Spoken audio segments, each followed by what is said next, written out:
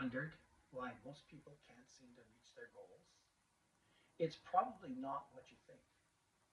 The most common problem is trying to focus on too large a goal or too many goals at the same time. Imagine in juggling. If I take one ball, quite easy. If I take two, it's actually not too bad. But as I add more balls and try to juggle, I drop them all.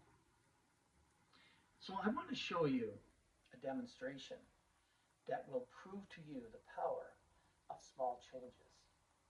And I hope that it gives you the power to use small changes in goal setting rather than trying to do too much at once. So to prepare for this, I've taken some print paper and I've cut in strips, and I've taped two pieces together, so they're a little bit longer strips.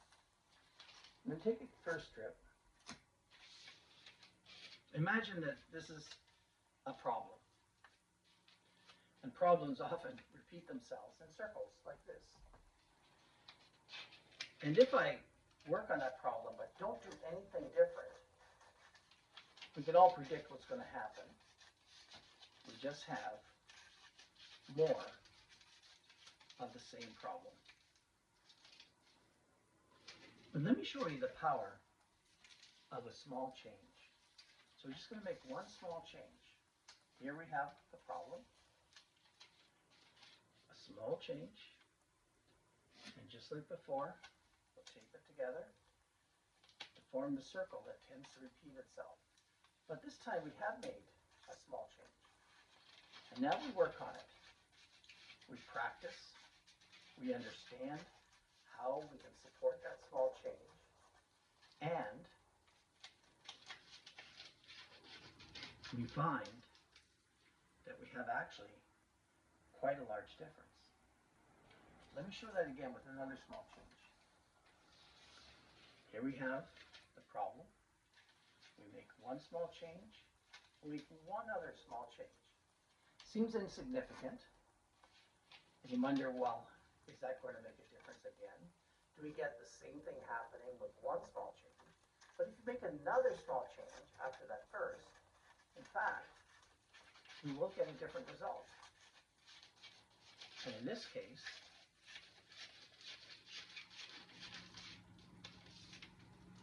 we have two linking rings.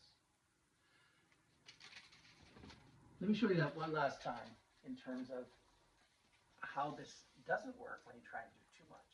So we're going to work on a bunch of problems. I'm not very timely. I sleep too much. I eat too much. I have problems making friends, and so on and so forth. And so a number of issues that we have. We'll take that up. We try to work on all of those now at the same time. And what happens is, it's actually kind of hard to see where you're going. It's very, you can't cut across the edge, so it's slow moving. So I try to carefully cut through.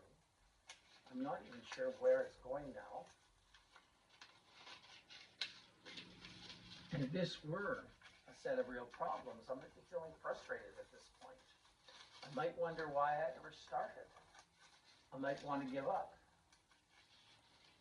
And if I am successful in working through all of these different issues and problems, do I get a good result? Actually, it's often just a miss. So that's the power of small changes. And one of the things that this is relying on as a principle is success breeds success. And so setting small goals that allow you to achieve a goal, feel good about it, encourages you to take the next small change. And what we find is that if we make a few small changes, it has a ripple effect on our lives, on other problems that exist in our lives. So take that up as a way of setting goals. Don't make them too big. Don't make them too many. Make small changes and find success. Thank you.